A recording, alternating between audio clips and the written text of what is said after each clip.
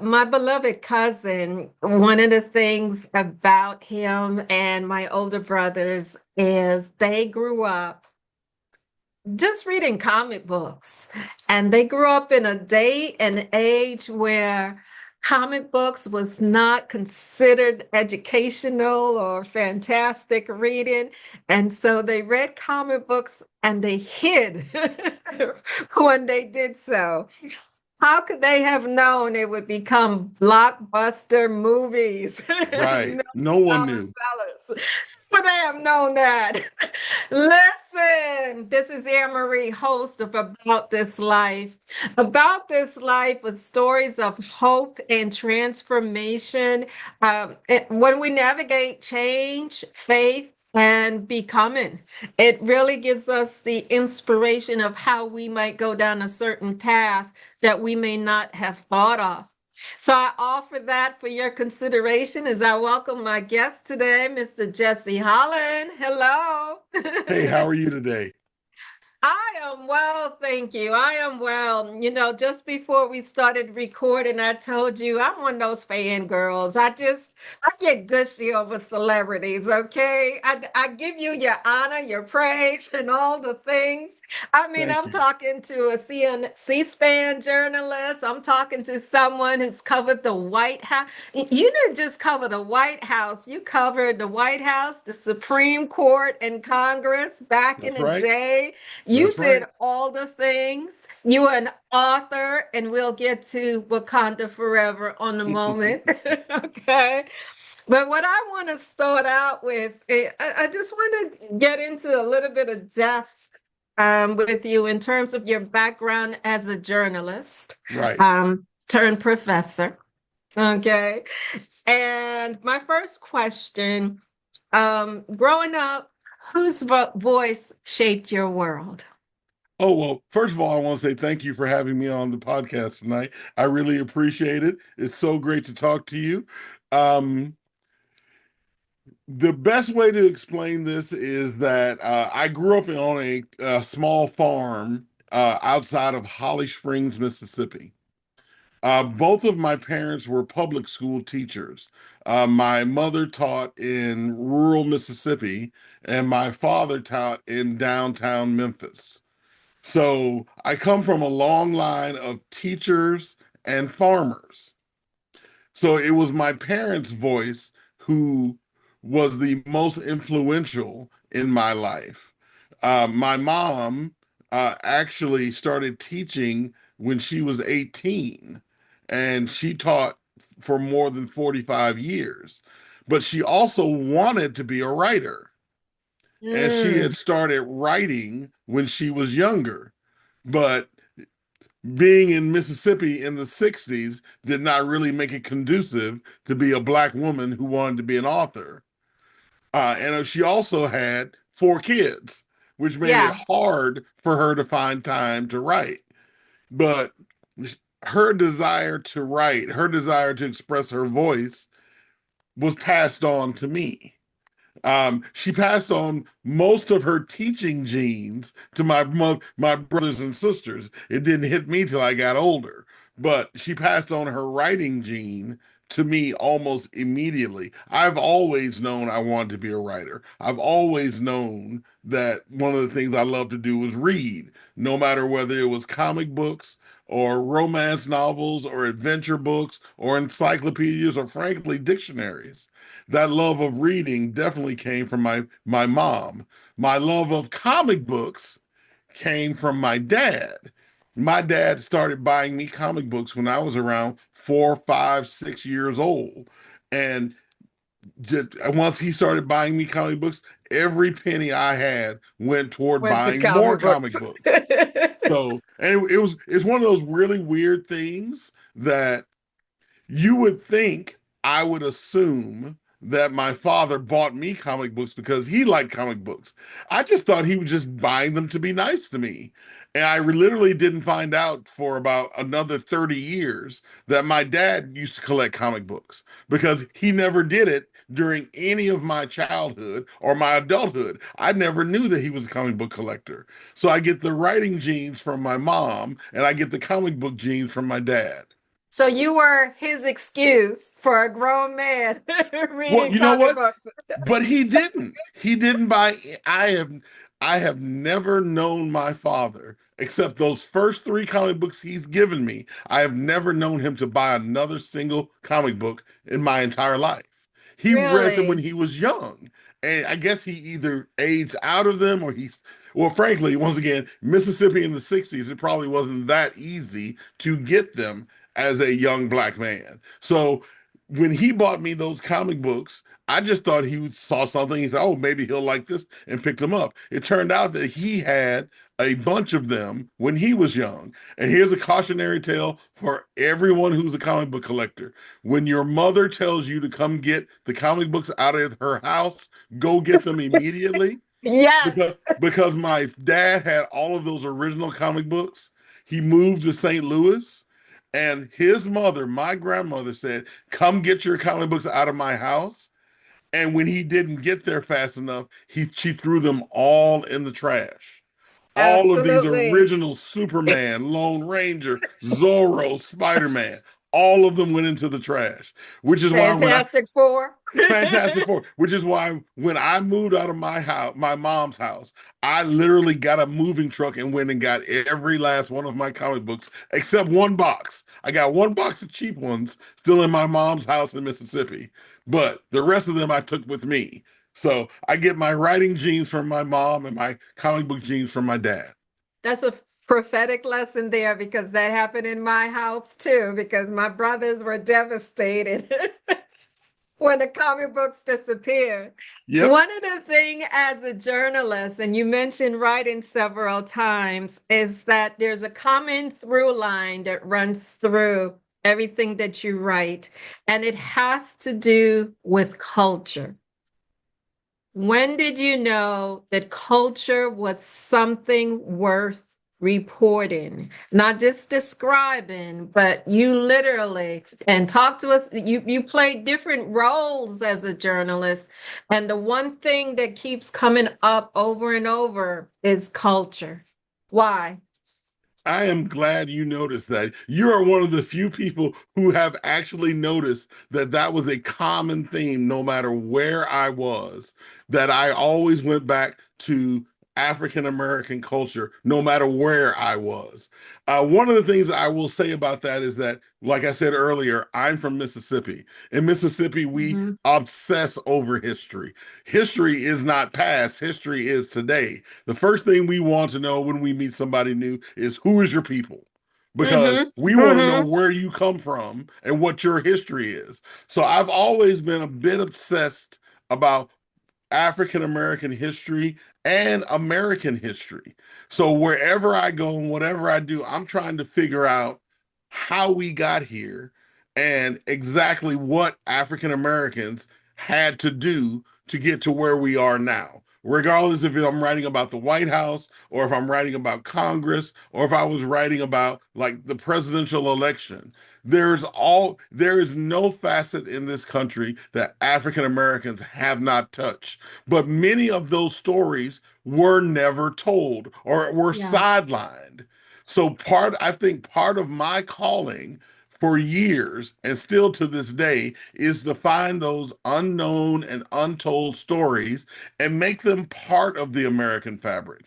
Now, one of the things that I've discovered over the years is that there are a lot of us, meaning African Americans, who know this history, but we know it orally. We tell it Yes. from person to person. But the problem with oral histories is that they can be changed. And when the last person who tells it dies, they get lost. The way that you make these histories permanent and part of the American story is to write them down. So I've made it part of my mission to find some of these stories, as many of these stories as I can, and find a way to get them down, written down on paper, to get them down on computer so they become permanent, so they don't get lost. This is how you build part of the American story, not by telling one person, but by writing it down and telling thousands and millions. So that's really what one of the things that I preach as well when I talk about writing. We all have these fabulous family histories. Just about everybody I talk to has somebody in their family whose story should be told. But Yes. telling it to each other at family reunions isn't good enough. Somebody has to write this stuff down so not only our family knows it, but everyone knows it.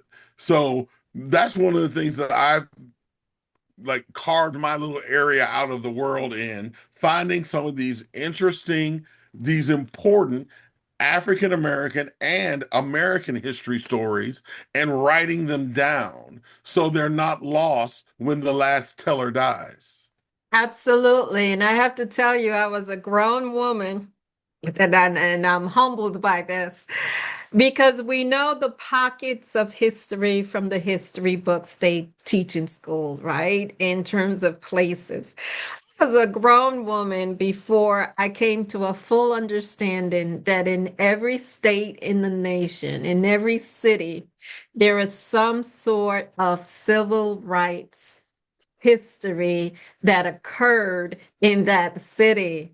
And I need to thank Linda Harris for that. She's in charge of the Harriet Tubman Museum on the Eastern Shore. And Mm-hmm. just traveling with her to Alabama, it's amazing that every single place you go, there's a secrecy, almost a hidden gem that is there. Jesse, you are the author of Black Men Built the Capitol. Hello, somebody. Discovering African Americans in and around, is it Washington, D.C.? Washington, D.C., yes. And the Invisibles, the untold story of African American slaves in the White House. Right. Now, you just said why you feel it needs to be written down on paper. But make the connection for us with the Capitol, with the White House. Why that particular slice of life right there? Okay, so once again, with me, everything comes back to Mississippi. So when I left Mississippi in wow 1994, and I moved from Mississippi to South Carolina, to Columbia, South Carolina. I stayed in South Carolina for about 6 or 7 years, and then moved to New York. And then from New York, I moved here to Washington, where I met my wife. I got married like maybe 3 years after I got here to Washington. So I flew my parents, and it was literally my grandfather's first airplane ride in his entire life.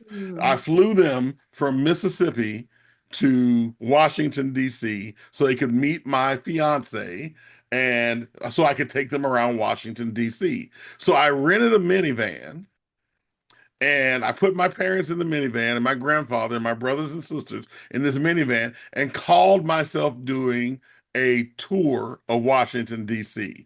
So I drive them over to U Street. I drive them to Anacostia. I drive them to Georgetown. I drive them to the National Mall. I take them by the Capitol, the Jefferson Memorial, the Washington Monument, the Lincoln Memorial. This was back in the day where you could drive down Pennsylvania Avenue and Yeah. see the White House.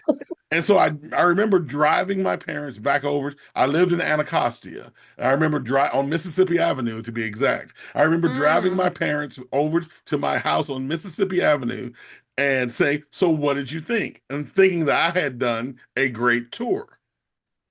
And my mom turns to me and says, "I absolutely loved everything you said about the National Mall, but where are the black people?" Yeah. And I realized I had done a tour of the National Mall, all of these temples of democracy, and never once mentioned anybody black. But Mm. despite its want to be an international city, Washington, D.C. is a southern city, and there are no southern cities that were not built by African Americans in some shape, form, or fashion. Not in the original 13 colonies, at least. So I decided to start doing the research and finding what African Americans did on the National Mall. There's a lot of books about African Americans in Anacostia. There's a lot of books about Mhm. African Americans on U Street. There are a few books about the African American history of Georgetown, but there was no African American history of the place where everyone goes in Washington, D.C., In which is the DC. National Mall, Yes. but there had to be some type of history there. So I made it my goal. After my mom said that to me, said I was going to make it my goal to find out the African American history of the National Mall. And I started talking to people in Washington D.C. and literally like the everybody I talked to was like, "Oh yeah, slaves built the White House and the U.S. Capitol." And I'm like, "Well, why can't I find this written down anywhere? You guys are saying you know this. You live here in Washington, D.C. You say you know it. Well, why isn't it written down?" And so, being a journalist, we don't just depend on somebody saying something is true. Of course, we need the evidence of We the need the fact, right? evidence. So I started looking in the National Wait a Archives. minute. Let us process that. We need the evidence of We the need the fact because evidence. that's not what it is like today, right? In today's Especially, I world. mean, especially if you're Yes, going to tell somebody their version of the American story is wrong and needs to be Mhm. expanded, they're not going to just take your word for it. You need Right. proof. So I So we started needed going proof to back in the day. Yep. I started going to like the National Archives, the Architect of the Capitol, to the White House Historical Association. I started interviewing historians, and we were able to pinpoint the receipts in the National Archives where slave owners were paid for the use of their slaves in building the U.S. Capitol. We were able to Mm, pinpoint in the White House historical records where the designer of the White House, James Hoban, was paid to use his slaves to build the White House, build the original White House. So it rolled from there because it's not just the White House and the Capitol. It's the Smithsonian. It's the tidal basin. All of these things on the National Mall were actually built by African Americans. There are places on the National Mall that were actual slave markets that we've quietly sort of paved over, and no one really has talked about it until like the last decade or so. So when I found out all of this and found out there were these historians who knew these things, my first instinct was somebody has to write this down because down. when we pass on, if unless it's written down, those stories will pass on as well. So I spent I actually left my job at AP, and I spent a about 3 years researching and writing down everything that I could prove in Black Men Built the Capitol. Now, there are some stories that are still out there that about what African Americans did in Washington, D.C. in the past, but I only wanted to write things that I knew I could prove because all it takes is one mistake, and then somebody with nefarious purposes will try to discredit the entire work. So Let me ask you everything this in Black Men question Built the then. Capitol is I could prove is true. Let me ask you this question. Given the way we see how evidence is covered, erased, um, and cover-ups occur galore, what was the challenge you found in doing all of this research? What doors were shut in your face? What doors were opened in your face? Because I'm sure there are people not happy about, okay, why you want to talk about that?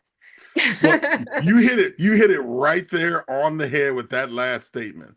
One Mhm. of the first barriers I ran into was in the publishing industry, the very first reaction I got to my book was nobody wants to read about this. Mhm. Why are you trying to say American history is wrong? Why do you think these people are important? You don't even know the name. These people didn't Mhm. even have last names. Why is this even important? It took me about 2 years to convince and a publishing company to take a chance on this book. The first publish, and actually, I ended up going with the second publishing company because the first publishing company, who agreed to the idea that this book was worth it, wanted to turn it into a picture book. They didn't want any words; they just wanted Oh. photos. And I was like, no, that's not my vision of this. Mhm. And so it actually turned out, and this is a weird story. I did a lot of my research at the Library of Congress as well. And Yes. there was another African American from Mississippi named Ralph Eubanks who worked at the Library of Congress. And the guy who wanted to turn my book into a picture book asked me, since when I told him no, said, "Hey, do you know Ralph Eubanks?" I was like, "Well, no, I don't know Ralph." He said, "You should meet him. He's from Mississippi." And Ralph and I went to the Starbucks. I asked him out to Starbucks on Pennsylvania Avenue near the Library of Congress. And Ralph is maybe about 10 years older than me now. Um, and I went over the entire concept of the book with Ralph. I showed him my proposal. I brought it to him because by this point, by the way, I should say I was on my 127th rejection. Mm. So I had been Yes. rejected everywhere, and I only had one person Yes. say yes, and that person wanted to turn it into a picture book. I said no to that. But I showed it to Ralph, and I told Ralph what I wanted to do. And once again, Ralph, being from Mississippi, knows about our obsession with history. And Ralph said, I know the perfect publisher for this book. Give me a week and I'll give you a call back. Literally the next week, a publishing company called me saying, Ralph Eubanks says we need to read your proposal. I sent them the proposal, and about 2 weeks later, I had my first book contract. So the first big barrier was that no one believed that anybody would want to read this. I finally found one publishing company who was willing to take a chance on it. Unfortunately, they're out of business now because this has been a while back. It was Globe Pequot Publishing out of Guilford, Connecticut, and they're unfortunately out of business now. But they took a chance. The editor was named Maureen Graney. She took a chance that this book deserved to be published. That was problem number one. I got over that hurdle, got the book published. Problem number two became a reaction from Washingtonians, which surprised me Mm. Chocolate because City. their reaction was, well, why are you, who are not from Washington, D.C., coming here and deigning to write about Washington, D.C. history? Why aren't you writing about Mississippi history? That's where you're from. And that reaction really surprised me when I got that because I was like, well, no one else has. And it's too important for it to be lost. If someone else had written this book, I would have written another book because I would have had the book that I wanted to read. That's one thing I always say to myself. I write books that I want to read. And Mhm. the only reason why Mhm. I'm writing them is because nobody else has. So I wanted to read a book about the African American accomplishments on the National Mall. And since I couldn't find it, I wrote it myself. And I was so amazing that I had people who were Washington, D.C. experts coming to me saying, well, you're not from here. Why aren't you writing this? Why are you writing this? Why isn't somebody who's from here writing this? And my only reaction was, well, they didn't. So I did. So I'm going to. Yeah, I mean, because once again, it was too important for it to be lost. And once I got over that hurdle, the biggest hurdle was from the rest of the American reading public who did not want their stories that they grew up hearing about the White House and James Hoban, the Irish designer, and hearing about the construction of the U.S. Capitol and hearing about Dolly Madison saving the painting of George Washington from the Yes. British. They didn't. These were stories they grew up on, and they did not want to hear that everything might not be the way that they were taught. They didn't want to hear there were African American contributions to the U.S. Capitol. They didn't want to hear that it was an African American slave that saved the painting of George Washington from being burned by And the are British. these blacks and whites that didn't want to hear? Are they Most both most of color those most of complexion? those were most of the African Americans I talked to were, once they got over that a Mississippian was writing about Washington D.C. history, they were glad that somebody is Somebody. telling these stories. Most of the reactions I got from everybody else was either we're so glad you're expanding the history of this country, or how dare you tell us that slavery had something to do with the White House and slavery had something to do with the U.S. Capitol? Because, of course, America is way beyond that. Why are you dragging this stuff up out of the past? And my reaction is always, it's the famous saying, those who don't learn from the past are doomed to Doomed repeat to it. repeat it. If we don't write this stuff down, if we don't learn Mhm. from it, it'll just happen again. So why are you afraid of someone saying, here's what really happened?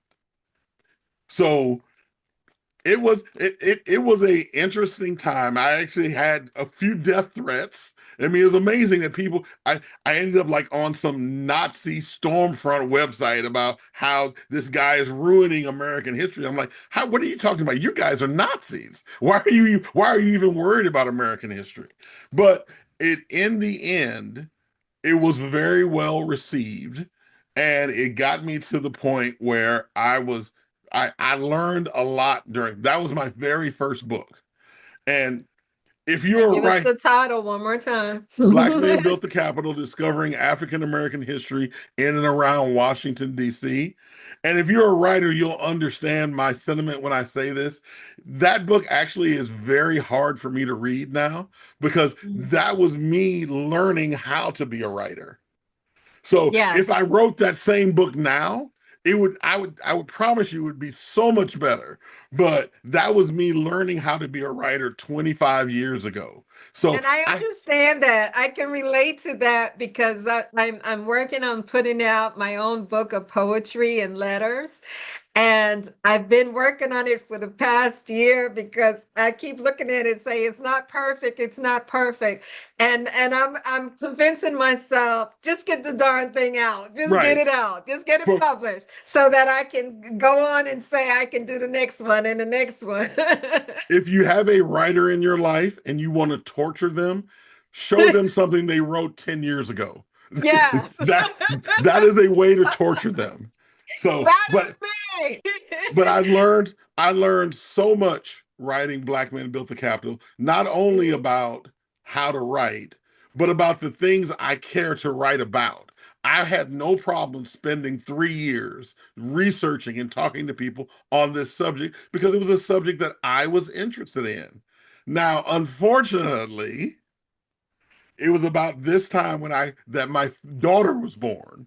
So I actually had to go back to work at the Associated Press. So I couldn't immediately start on my next book because I had children and a mortgage and a wife who said, "You can't stay at home writing anymore. You need to go back to work." So I You have actually a strong family, but before we get into your strong family and going back to the AP, what did you pledge? Oh, I am a lifetime member of the illustrious Omega Psi Phi Fraternity Incorporated. I was made at the Eta Zeta chapter at the University of Mississippi in the spring of 1990, and I am currently a member of Chi Mu Nu, which is the Shanghai, China chapter of Omega Psi Phi. And look at him. He's singing it all, saying it all proudful and everything. My brother's accused, so I had to let you get that shout out and You know, I tell had to us shout your it out. university too. Yes, he pledged at Howard many Okay, years Alpha ago. chapter. So many years ago. He was I was at Howard, oh, in the 80s. So he finished and I came in. So, but how did you feel when Marvel called? Oh my That's God, also a bit of a Marvel called. That's every that's that's everybody's actually a dream, bit of right? a story as well. So you have to tell me Tell when us to be the quiet because story. all of these are a bit. So I wrote Black Men Built the Capitol first. It took me about 10 years to get to my second book, which was The Invisibles, the untold story of African American slaves in the White House. But this is what I tell all writers. You want to put your best foot forward on everything because you never know who's reading. So Mhm. I finished The Invisibles, the untold story of African American slaves in the White Mhm. House. It actually started as my master's thesis. And so I finished my master's degree at Goucher College in Towson, Maryland, and then started rewriting my thesis into The Invisibles. I finally finished The Invisibles in 2015, and it goes out, it gets published, it's getting great reviews. Michelle Obama mentions that slaves were used. She lived in a house that was built by slaves at the Democratic National Convention in Philadelphia. I happened to be on the floor when she said it, and I was like, yes, somebody Yes. finally in the White House has finally acknowledged it. But that's a whole other thing. So I start doing talks about the Invisibles and Black Men Built the Capitol, and I'm still doing Hmm. talks about journalism. So I'm at LSU in Baton Rouge, staying in their alumni hotel, having just talked at a journalism symposium, and my cell phone rings. And it's an editor, not from Marvel, but from Lucasfilm. An editor Okay. from George Lucasfilm Lucas. calls me. Hmm. And she says, I just finished reading The Invisibles. It is an incredibly awesome book. I'm so glad that you wrote this. Have you are you a fan of Star Wars? Now, Star Wars literally was the first movie I ever saw in a movie theater. The original, I hope. The original the The original Star original. Wars was the first. My first grade teacher took the entire class to see Star Wars. I have no idea how she got away with that, but the entire class went to see Star Wars. I had the lunchbox, the curtains, the comic books, the whole deal. So I was like, yeah, I love Star Wars. I've seen Star Wars I don't know how many times. She was like, and the editor was like, well, there's a new movie coming out called Star Wars: The Force Awakens. And Mm. there's an African American character in this movie called Finn. We need somebody to help us come up with a backstory for Finn. I loved how you wrote the Invisibles. I know you're steeped in African American history. We want this character to be as realistic as possible. Would you be Wow. interested in doing this? Oh, yeah. Well, actually, I said no. You My said first no. reaction was no. No.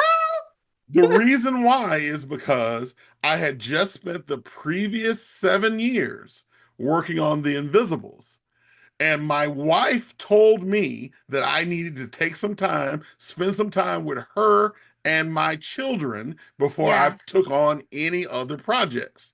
So when Lucasfilm called, I said, this is something I would absolutely love to do, but no, because I promised my wife that I would take 3 years before I took on any more projects. They were like, Gotta well, if you love change your family. mind, Yes. call us back. We'd really love to have you do this. So I'm sitting once again in the LSU hotel. I hang up with Lucasfilm. I pick up my phone and I called my wife and I said, honey, this is how much I love you. Lucasfilm just called Oh, and they want me to work on a character from the new Star Wars movie. But because you said bad. I need to spend more time with you and the children, I said no. No. And the phone went silent. And then a few seconds later, she goes, you better call them back, you dummy. And so I immediately called them back. And that's how I got to write Star Wars: The Force Awakens Finn story, which was my first novel. I had written history books. I'd never written any novels before. So they needed the book turned around like in this weird amount of time, which is like maybe like 4 months. So I Hmm. really just threw everything into it and I had to get it out done quickly. And I had to by go the back. way, 4 months is terrifying to a writer, but go Yes, ahead. it especially a writer who is also working full time And has and children. has children and is going around giving journalism talks. So, but I did get it finished and they loved it. So Star Wars The Force Awakens Finn story comes out in 2016. So The Invisibles came out in 2015. Star Wars The Force Awakens comes out in 2016. Soon as Finn's story comes out, I get a call from an editor at Marvel. And he says to me, I just finished reading Finn's story. It was great work. I went back and read The Invisibles. I absolutely love what you're doing. Have you ever heard of the Black Panther? Now, Wow. that is a ludicrous question to anybody right now. But in 2016, no, only real comic book fans knew anything about Wakanda, who knew anything about Black Panther. Luckily, I was a real comic book fan. I had all of the original comic books, the Fantastic Fours, the Jungle Actions. I knew who T'Challa was. I knew what. So when he said, "Have you ever heard of the Black Panther?" I was like, "Of course." I got those books in my basement. And so Mm-mm. he said, well, in a couple of years, there's going to be a Black Panther movie. What we're thinking about doing is we're going to split it up into three. Ryan Coogler is going to do the movie. Ta-Nehisi Coates is going to do the comic book. We want you to do the novel. Would you be interested in Wow. doing something like this? I didn't know Ta-Nehisi Coates was part of it. Yeah, Ta-Nehisi Coates Ooh. did the comic book. So Ooh. but the one catch was none of us could talk to each other because they wanted three different visions of the Panther. So the thing I had to give up is I had to give up reading Marvel comic books because I Mm. couldn't have they didn't want anyone else's idea slipping into what I was doing because I was rewriting the Black Panther origin and they wanted to know what I would come up with instead of being based on what anybody else came up with. So And they this is while the movie is being filmed, or this is why the movie. In fact, the book actually came out before the movie. So mm, they were so it was that's one of the greatest thrills that I've had is that I went to see the movie at the premiere in New York. I didn't get to go to the one in Los Angeles, which is one all of the stars were at. I yes. went to the one in New York where all the writers were. All the people who wrote the Black Panther comic book, they all went to the one in New York. So, and I'm sitting there watching the movie and it was amazing how many similar ideas Ryan Coogler and I had that showed up in the book versus the movie. Now, there are some places where we diverged quite significantly. His portrayal of Shuri and my portrayal of Shuri in my novel are two different characters. And Shuri is the sister. Right. And we need to pause right here and just take a moment for Chadwick Boseman. Yes, exactly. I was Oh my God, I love ooh, I was chill. incredibly honored to have met Yes. Chadwick uh, when he was doing his movie tour for Marshall. Yeah. I actually got a chance to go sit down in a studio at the Associated Press and interview him about his portrayal of Marshall and talk to him about all of the icons he had portrayed. Because I 42. mean, Black Panther was just one. He also portrayed James Brown. He also did Thurgood Marshall. He did Jackie Robinson in Robinson. 42. I mean, one man basically did the entire gamut of African American icons in a very short career, cut short by his death. And and it was so incredible meeting him. And most people ask the author to sign his book. I had Chadwick Boseman sign my Right. book My book. as T'Challa. So I have Chadwick Boseman's signing from King T'Challa to Jesse in one of my books here in my house. So So there we go, collecting the evidence. But go ahead, finish your story about Siri and Ryan right, Coogler right, right. being in New So York. I was lucky enough to be able to um, carve a part of Black Panther for myself. So once again, once the book was finished, I got to go back and read Ta-Nehisi Coates' great work on the Black Panther comic book. And then, of course, I've been obsessive about seeing all of the Black Panther movies, and was able to be at one of the premiere, the actual premiere for Wakanda Forever. But it was one of the greatest joys of my life was to be able to be a little part of the Black Panther story. But all of this is because I put my heart and soul into Black Men Built the Capitol and The Invisibles. If not for those two books, the rest of it would have never come. You are a storyteller. I, and you know what? You, That's what I tell people. In the end, no matter what else I'm doing, I hmm am a storyteller. What I do you're is a tell stories. storyteller. Even now as a professor, what I do is go in front of my class and I tell a story. Here's why, here's not just what you should do, here's why you should do it. Because keep in mind, and I mean, it's obvious once I say it, but hmm we as human beings, the very first way we learn in our life is through stories.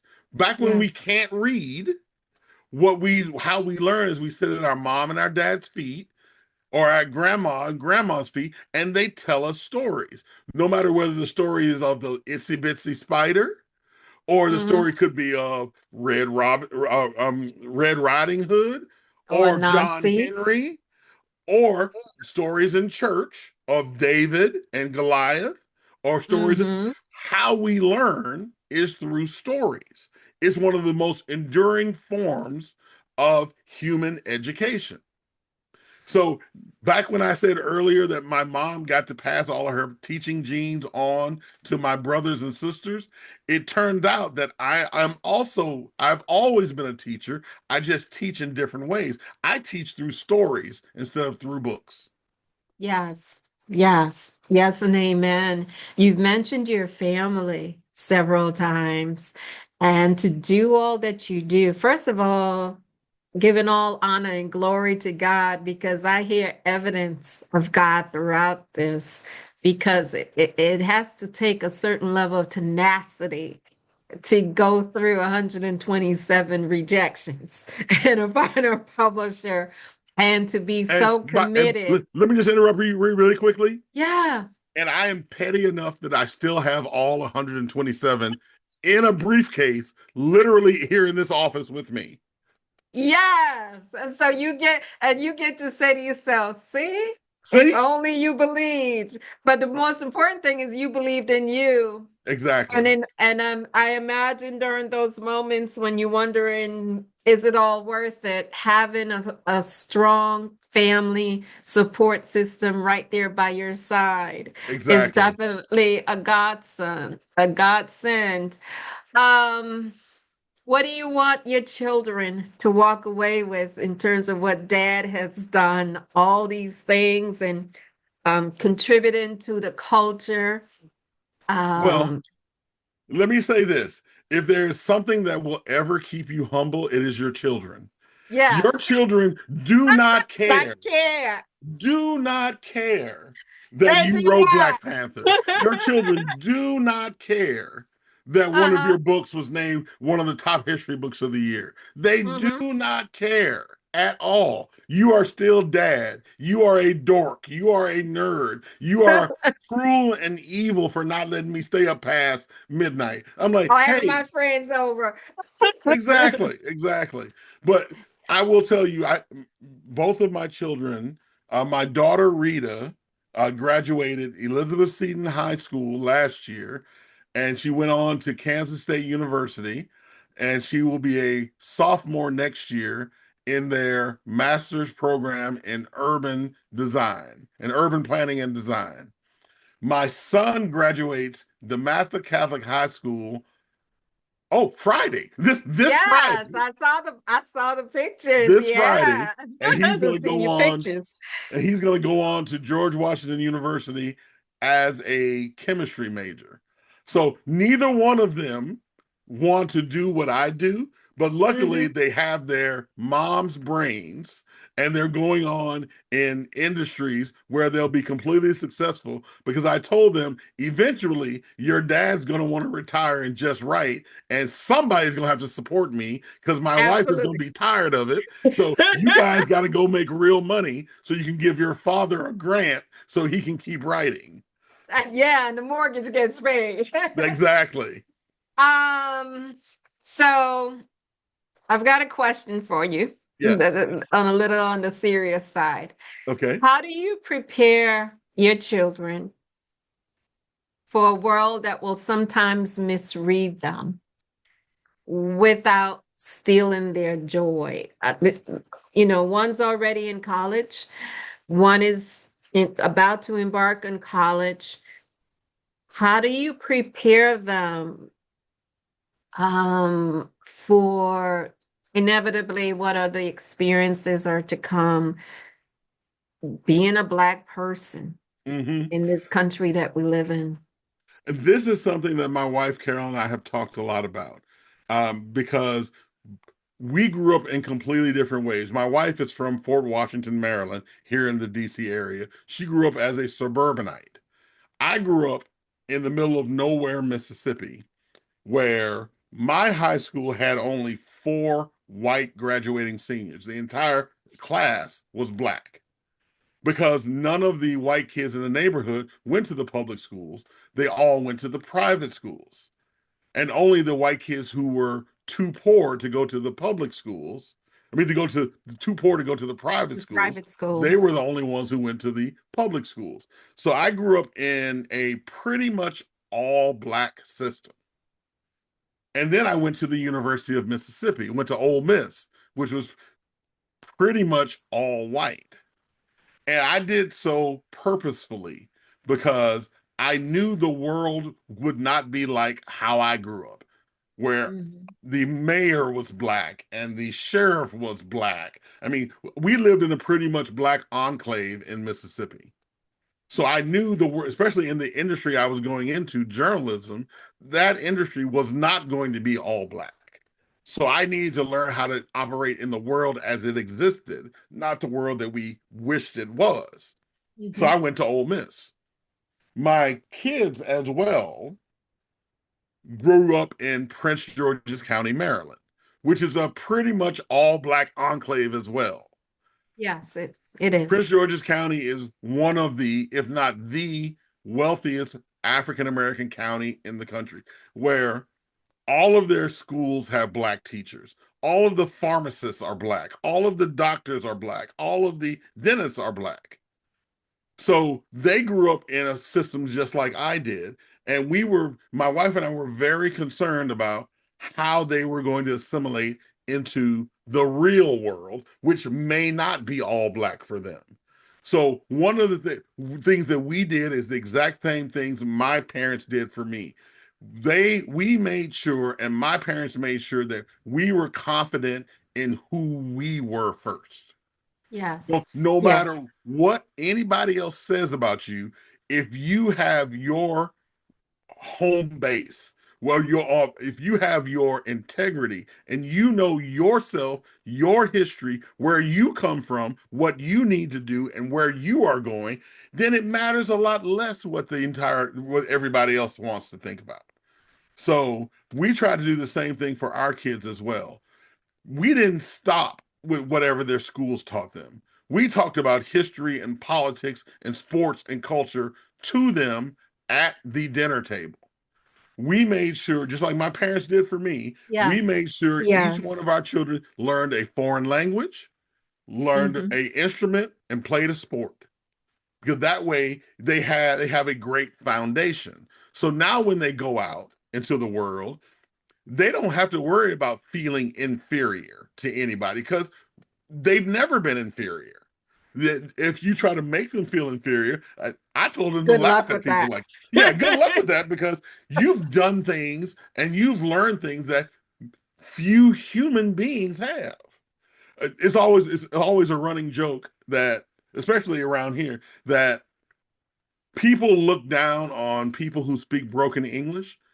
But the truth is, anybody speaking broken English most likely speaks one more language than you do. Yes. So Yes. you cannot judge people by how they look or how they speak. And even if you do, you should always realize that that person might know something you don't. And that's where I want my kids to be. I want my kids to be confident enough in themselves, what they know, what they want to do, and where they're going. So when they go out into the world, when my daughter goes to Kansas and by herself, I don't have to worry about her being intimidated by anybody or thinking that she doesn't belong there because she has as much or if not more than other people. When my son shows up at George Washington, I don't want him to be intimidated by somebody who says, "Well, I did this and that in high school." I'm like, "Dude, you're captain of the cross country team. You're in the National Honor Society. I mean, you're first chair tuba. You play two different instruments. You Hmm. swim. You run track. Yes. You don't have to feel intimidated by anybody." And that's what my parents did for me. When I left home, I was confident in who I was and what I could do. Of course, I was still 17, and Hmm. 17-year-olds are stupid, but at least I had a grounding on who I was, and I didn't have to worry about anybody successfully making me feel inferior. So that's what I would say to anybody. And also making sure you have, and don't not to get a good bit preachy here, making sure you have that good grounding in a black church where you see other people like yourself. The one thing that I see happen to a lot of African American students is that they leave home and their base around them is all of a sudden fractured. They don't see anybody else like them anymore. But you always should find your people. For a lot of us, we find our people at church. We find our people in Divine Nine organizations. We find our people in clubs and groups. You get around people who want the same thing you do. And that will give Absolutely. you that base and that grounding that you can survive just about anything. And that's how you find your tribe. And Pastor Howard John Wesley at Alfred Street Baptist Church. There isn't enough we can say about how wonderful that church has given back and does for the community. And one of the things is the opportunities that it allows for young people to take the stage, including this past Sunday when the seniors, including your son, get to declare where they're going. And that is also part of the foundation that a lot of people might have church hurt, but you know what? It's analogous to this idea that if you go into a restaurant and you have a bad meal, you don't stop eating. You don't Right. stop eating now. Right. You just go someplace else. You just go someplace else. You go Exactly. someplace else. And so, church and that spiritual foundation is essential for the character of the man or woman who you are and who you're going to be. I just want to wrap up our conversation because you've lived a life that is full of color, full of joy, full of family and spirituality. And here you go starting something else. Hopefully, your wife said yes. So I'm like, And then you called it Haraka run and walk. And I'm like, Haraka. You gotta break that down for us. Haraka, Haraka. What does Haraka mean? Okay, What is that all about? if if you had said that owning a running specialty store was on my bingo card 5 years ago, I would have told you you are lying. Well, Haraka Run and Walk is Prince George's County's first and only running specialty store. So Haraka is the Swahili word for speed, faster, quick. So when, as I said earlier, my son was captain of the cross country team at his high school. My wife, Carol Holland, actually ran track at Eleanor Roosevelt High School and then won the NCAAs in Division II at the 800-meter race while she was at the Naval Academy. So we've been track parents our entire lives. But even though Prince George's County is one of, if not the wealthiest African American county in the country, there were no places you could buy running shoes anywhere in the county. For those people who wanted real running equipment for their children, we had to drive to Baltimore, to Annapolis, to Alexandria, Virginia, or to downtown DC to buy running shoes. And that doesn't make any sense when you have runners like Quincy Wilson, who the Olympics. youngest member of the US Olympic team on the Yeah, track and field team, 16 years old. he lives here in Prince George's County and can't buy running shoes here. So my wife and I, we were actually at Alfred Street Baptist Church after having dropped our children off for practice in the Jackie Henry Green Orchestra. And we were waiting for them to get out of orchestra at the Starbucks right up the street, and there was a running magazine that said there was this organization called the Running Industry Diversity Coalition had done a study, and while there were millions and millions and millions of runners of color, the running industry itself was almost 98% white.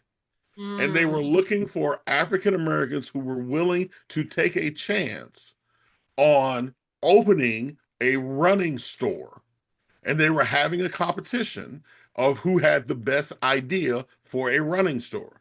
So my wife and I looked at each other and said, "This is exactly what we've been talking about," yes. and and we were like, "We got to try it." And so we came up with the idea for Haraka Running Walk. We made sure that we based everything here in Prince George's County, and we actually beat out more than 100 other ideas to get this grant.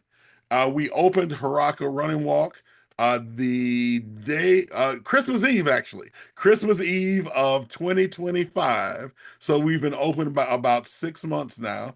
So we're going through our first running season now, and it's been absolute. The support we've gotten from parents like ourselves in Prince George's County has been incredible, because many times the DMV, the District of Columbia, Maryland, Virginia, is such an awesome place, but sometimes people forget about Prince George's County. Prince George's County sometimes can be the last place to get something. We're the last ones to get a Trader Joe's. We're the last ones to get a Harris Teeter. Hmm. We were the last ones to get a running specialty store. But this county is incredibly awesome and deserves the same services as everywhere else in the DMV. And we're Yes. glad we're glad we're able to serve our one little part of it, which is going to be the runners, joggers, and walkers here in Prince George's County and other places in the DMV.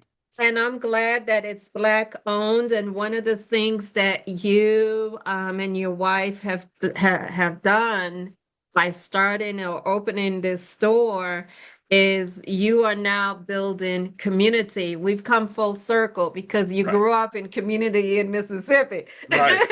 And so now we are full circle because on Wednesdays there's a run walk. I promise to come out one day. Come I out don't run, but while I it's still can walk. pretty. It's still pretty right now. Okay, so what I am literally the reason why the store is Haraka Run and Walk because everyone doesn't run. I'm not a Yeah. runner. Let me just tell your audience, if you see me running, you need to start running too because something's chasing us. Something's wrong. I am a walker. So what we do every Wednesday night at 7 o'clock, we do a 3 mile walk from the store. It's at your own pace.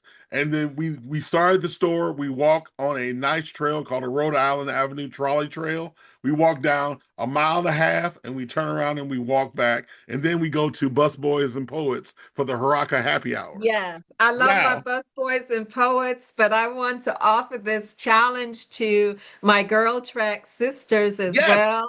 And you met us that Saturday morning, that's but right. girl track is all over. It's all over Prince George's County. I don't know how many crews are in there, but you might want to consider to come down to Haraka and see what is being offered because when we want to get our Brooks and all of our different shoes. We're going, like you said, all these different places. Right. So for my girl track sisters, let the sisterhood come out Come to on out. Haraka Run and Walk and even join you on a Wednesday.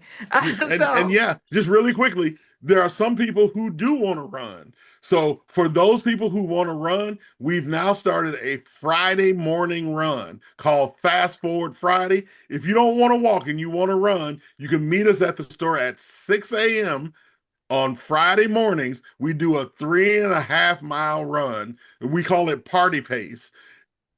Nobody will get left behind. That's one thing about yeah. running groups. Sometimes some running groups are really fast and people get left behind. We don't leave anybody behind. That's our mantra for our whole community and for our whole store.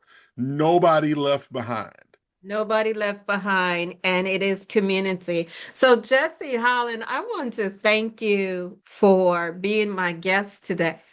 I want to thank you for bringing a little, you brought history, you brought research, you brought family, you brought fatherhood, and you brought health, well-being in terms of that. How do people get in touch with you? Well, you can always get in touch with me at Haraka Run and Walk.